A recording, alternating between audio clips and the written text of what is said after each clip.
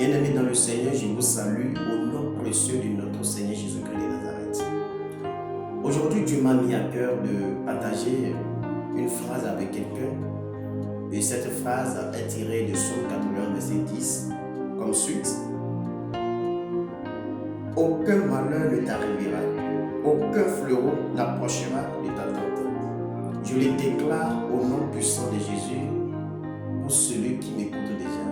Aucun malheur ne vous arrive et qu'aucun fléau ne va approcher de votre maison. Dans le nom puissant de Jésus-Christ de Nazareth. Vous savez, personne ne souhaite être confronté à des situations douloureuses qui dépassent déjà sa capacité. Personne ne souhaite apprendre des mauvaises nouvelles. Personne ne souhaite être accidenté. Personne ne souhaite être compromis. Mais la grâce de Dieu est en train de parler déjà maintenant. Je déclare que vous et moi, aucun malheur ne nous arrivera au nom puissant de Jésus de Nazareth. Mais il y a un truc que je vais compléter. Dans le livre de Psaume 91, toujours, le verset 1er, il est dit comme suite. Celui qui demeure sous l'abri du Très-Haut repose à l'ombre du Tout-Puissant. Donc, très bien.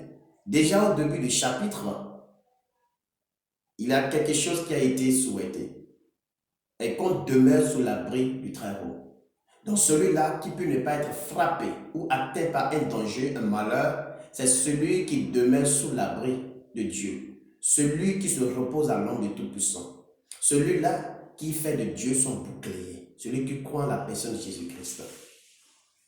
Lui qui reconnaît que celui qui détient la clé du malheur, du bonheur, c'est Jésus. C'est celui-là qui peut être protégé avec toute sa famille.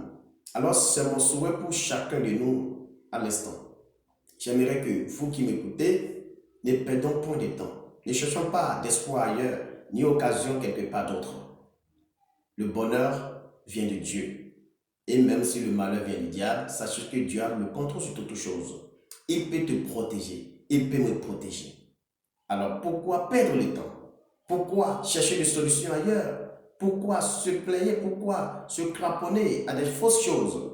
Pourquoi compter sur quelqu'un d'autre? Dans Psaume 127, il a dit que celui qui veille sur une maison veille en vain, n'est-ce pas? Parce que seul l'Éternel des armées, lui qui a créé les cieux et la terre, qui donne la protection propice. Celui qui envoie ses anges de nous transporter afin que notre pied ne heurte contre une pierre, n'est-ce pas? Alors, frères et sœurs, n'ayez pas peur. Croyez en la personne de Jésus-Christ. Ayez confiance en lui et sachez bien qu'il a la capacité de nous protéger. Je tiens à donner 3 requêtes de prière pour quelqu'un. Voici la première prière. Je prie pour quelqu'un. Toute programmation de malheur qui ont été établies contre ta vie, contre ta famille, en cette année, est renversée au nom de Jésus. Tu ne mourras pas, tu vivras. Et la deuxième prière est que qui que ce soit est actuellement dans un malheur ou confronté dans une situation douloureuse, le Seigneur m'envoie de te dire qu'il est celui qui a la main si vaste et longue pour sauver les hommes. Je prie que le secours te vienne. Psaume 121, d'où me viendra le secours? Le secours te vient de l'Éternel des armées. Que l'Éternel te vienne au secours au nom de Jésus et que tu sors de cette situation dans le nom de Yeshua HaMashiach. Troisième prière. Je veux dire à quelqu'un que le malheur est transformé en bonheur pour toi et la malédiction en bénédiction. Là où on pense que tu vas échouer, tu n'échoueras pas. Là où on pense que pour toi est terminé, c'est là même que ça commence le bonheur. Dans le nom puissant de Jésus-Christ de Nazareth, ayez confiance en Dieu et vous verrez son approbation. Soyez bénis. Merci pour vous. Alors, abonnez, partagez. Que le Seigneur Jésus vous bénisse. Shalom.